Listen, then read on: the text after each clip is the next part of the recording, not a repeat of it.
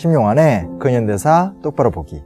사드 배치를 두고 한국과 중국의 갈등이 심각한 상황입니다. 사드 부지를 제공했던 롯데, 특히 롯데마트는 사실상 영업 종료 선언을 한 상태입니다.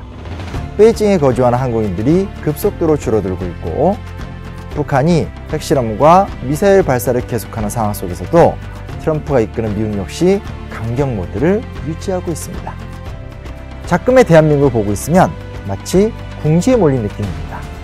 지난 수년간 국제관계에 대한 섬세한 고려를 포기하고 나우기자비식으로 정책을 펼친 후유증이 만만치 않기 때문에 앞으로가 걱정인 상황입니다. 그리고 이 와중에 영화 남한산성이 개봉되었습니다. 인조반정 이후 병자호란 당시의 상황을 다룬 영화인데 지금 우리의 상황과 참으로 유사합니다. 그래서 준비해보았습니다. 오늘의 주제는 병자호란, 조선이 스스로 자초한 비극편입니다.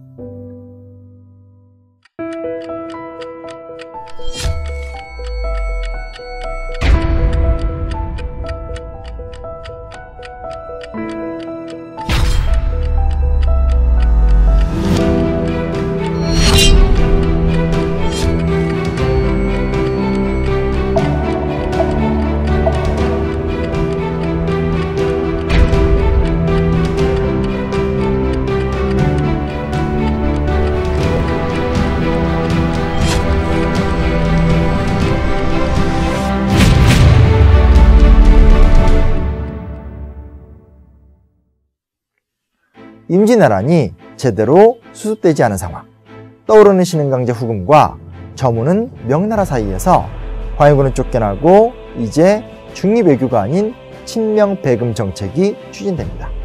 어찌됐건 우리가 모셔야 할 나라는 명나라다.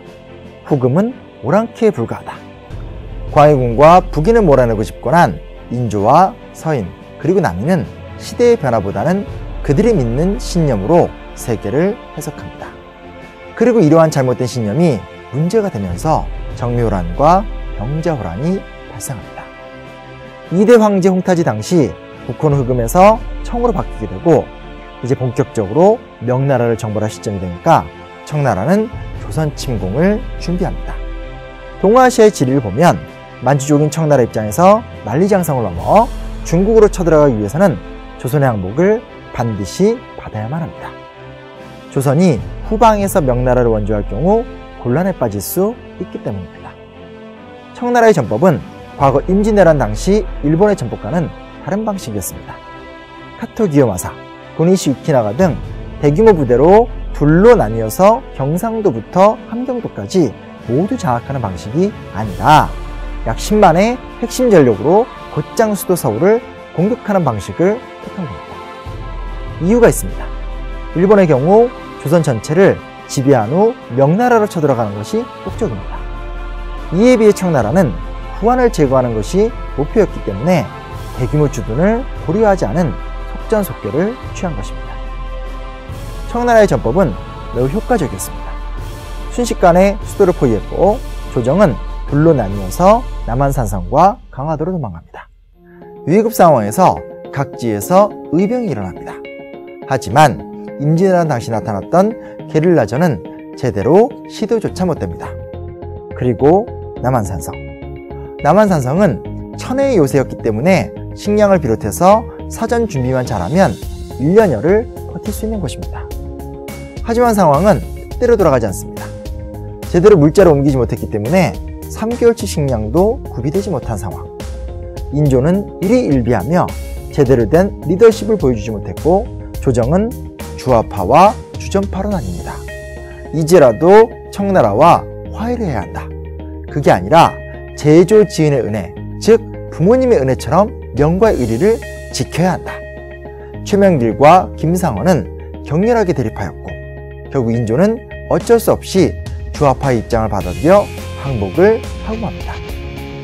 문제는 김상헌을 비롯한 삼학사의 소위 충절이 이후에도 조선사회에서 엄청난 찬양을 받았다는 점입니다.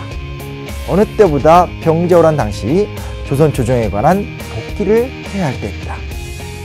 오랜 기간 한미동맹 그리고 한미일 삼각 안보체제하에 승진해왔던 대한민국 앞에 새로운 국제 질서가 펼쳐지고 있고 새로운 위기 상황이 발생하고 있기 때문입니다. 낡은 신념에 목숨을 거는 어리석은 선택을 할 것인가? 아니면 새로운 변화 가운데 기필코 새로운 방향을 만들어내서 생존할 것인가? 우리의 고민과 선택에 달려 있습니다.